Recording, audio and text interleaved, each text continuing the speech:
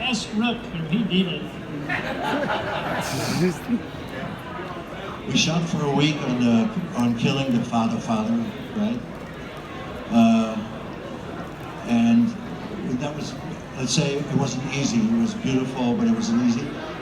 But that week, we heard two things from the studio, basically saying, there's one scene we don't shoot. And it was one of my, for me, it was a key scene. When Roy kills his father, he then says to Sebastian, take me to the real guy, because it was a front guy. Then we go up to the real guy, and the real guy is frozen in a pyramid of ice at the top of this pyramid. That was the scene. So he's been dead for 4 years, and it's a big secret. And I still, my hair still stands out because I love that idea. But they thought it was too expensive and not important. What it does is that Roy never was a really bad guy. He kills who he needs to kill, and that's part of the program. But somehow I felt so shitty when I heard that I had to kill him because of this. And so I took his jacket as a memory on, and went, well, fuck, you know, I was like, that sucks, man. But had to do, you know, didn't make it. So yeah, I was really pissed off about that one. If I'd have been you, I wouldn't have been too disappointed, because you have enough balance, and why keep doing it? You know? If I were playing your part, I would have been happy to kill him off screen, whatever in the hell that means. I know what it means. It's all up here. Now, Mr. Howard mentioned just now that Roy only kills when he has to kill. And it's been said that the way the Blade Runner is set up, that Harrison Ford is actually the villain and Roy is actually the hero. It's a point of view, I guess. And I mean, I actually want to ask Ms. Cassidy, he did, after all, shoot you in the back. An unarmed woman. He shot an unarmed woman in the back. How do you feel about that? That was a whole point that Ridley wanted to make. I don't know why, or I won't say why. But anyway, it was a cowardly act for a man to shoot a woman in the back like that. And I think Ridley wanted it to look that way.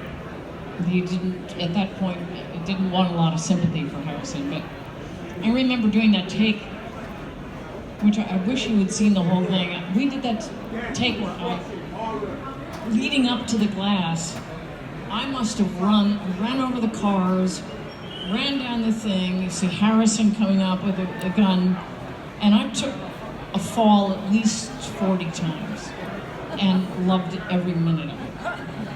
I was going to make that moment last. It was really Fantastic. I have a question for Ms. Young. Now, having worked with, I murder his name every time I say it, Denis Villeneuve, and knowing that he's now in production of Dune, can we hope or possibly expect to see you in his rendering? Given my luck in Hollywood, I'd bet against it, but yeah, Denis great. He was fun to work with in 2049, and I've already emailed him and said, could I be in Dune? And haven't heard back, so your guess is as good as anybody's. Well, actually, while I have you, on various Facebook groups, you'll see Polaroids taken on the set of Blade Runner by you. Yeah, are those in your private possession, those pictures? Fantastic. I always wondered where they were, where they came from. Now we have some questions. I did the first selfies. You did. I have some questions here from some online fan groups. Jay Healy of Blade Runner Worldwide Fan Group asks, before 2049 was written, did they each personally ever envision reprising their role in a potential sequel? So before Blade Runner 2049 was even a thing, did did you ever think about reprising a role as a replicant in another Blade Runner film? Anybody and everybody. Everyone here died, except me. So. I did. You didn't die? No, I didn't die. I'm still just walking around going home again, home again. Yeah. Waiting for JF to come home. You're just in there. Yeah, exactly. Real estate agents come in, it's time to go. It's time to go. It kind of would have been nice to have you in the next one. Yes, please. Yeah, from your lips to God's ears, please. That'd be great. Right, exactly. I think all of us would like to because it means more work. I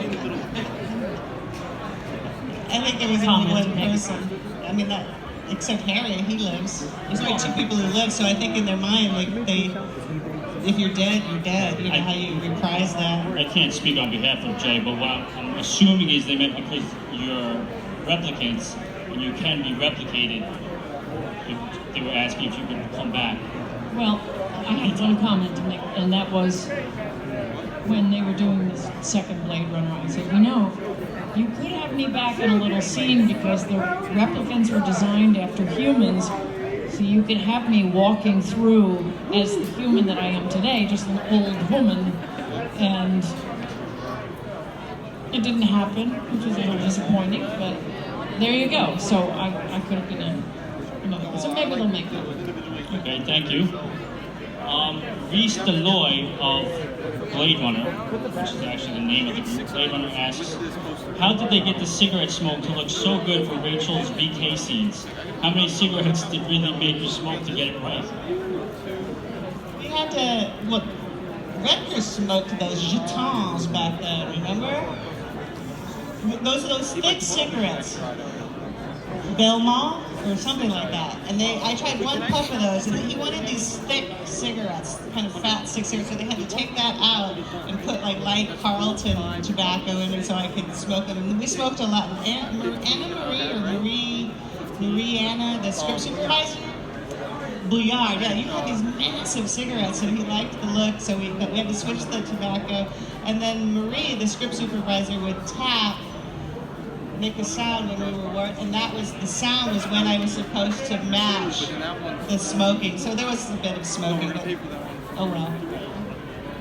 It's amazing we're still all alive. Perhaps you're all replicants.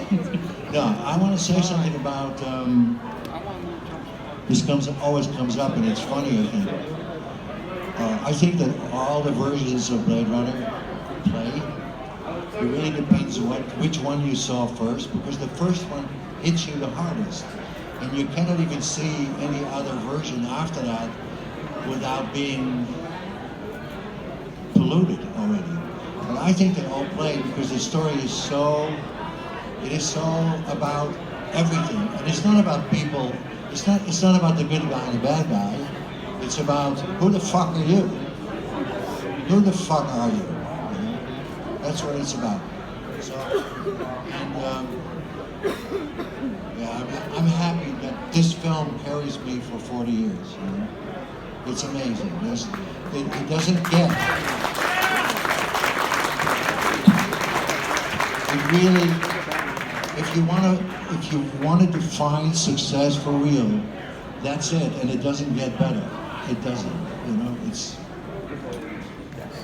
You should read Rutger's book. Some of the questions that you asked, he answers them. Thank you for mentioning me and saying something nice. Ladies and gentlemen, and all the posters